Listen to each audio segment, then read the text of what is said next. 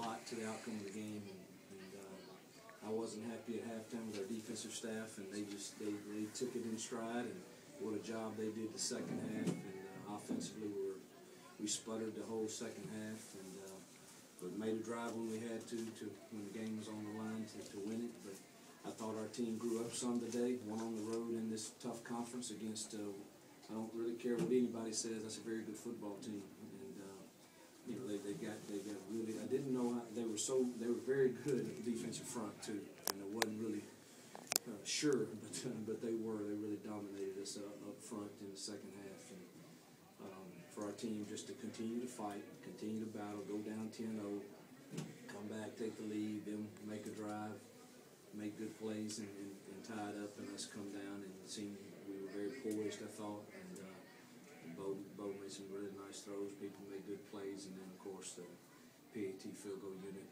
put through the winner. So the ride home would be really, really sweet. Bryson had two huge field goals. Can you talk about both of those? You know, they were very critical points, both of them. One to keep us up 7, and then one obviously to win it. And, you know, the 54-yarder he nailed. I mean, it would have been good from 60, I think. And of course, we had a good win behind us.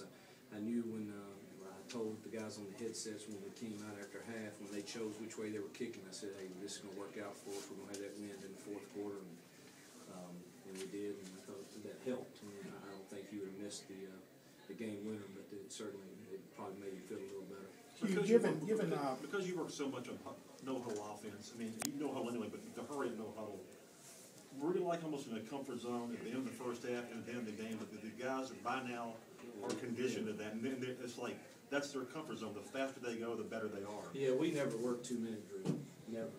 I mean, because that's who we are now. We didn't live in that world today, and looking back, we probably should have, because it was when we were most successful. And, I didn't want our defense to have any more possessions than they had to, but it ended up us not getting first downs the other way, so I probably need to wise up and just go with what we can do. Hugh, given Bo's last drive against Texas A&M, what were your words to him right before this drive? My words to him were this: Bo, we're still tied. You don't have to force anything. You know, they've been playing us cover 2 when we went empty, and I said, you know, here's the 3 routes that I like, and you feel good about those 3? Yes. I said, then don't just take what they give you. Then they went 0 one time and brought pressure, and he did a great job and hit Jeff Scott on the hot on that 3rd and 7-8 play, and that was a big play in that drive. After that loss to Texas A&M, the way as heartbreaking as it was, you guys have come back and now won 2 SEC games in a row. What does that say about the state of your program and the character of this team? Well, it's a good sign for sure.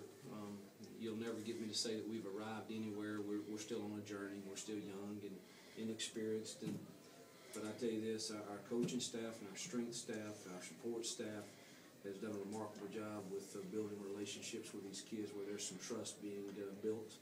And obviously the kids deserve most of the credit for bouncing back from a very difficult loss, particularly the ones who had been here in the 2 lean years that they've been in, and easily could have gone the other way, but obviously have made a decision. We're going to continue to fight for 60 minutes and then see what the scoreboard says. Can you talk about how you flipped the game in the first half? It was the Charles making the punt block, and then getting that the 61-second drive at the end, knowing you had the ball first in the second half. Yeah, we've done it the last 2 weeks, and the drive right before half, and I thought both were critical, and us to get that touchdown there was really big. But, you know, we went down 10-0, but we had driven and then fumbled the ball, exchange there between, I think, Mackey and Bo, and so, you know, felt like we were doing some things that we could move the football. But just told everybody to stay calm, play the next play. It's a long game. We got to play for 60 minutes, and you know that's our message. You play the next play and don't blink. Hugh Mace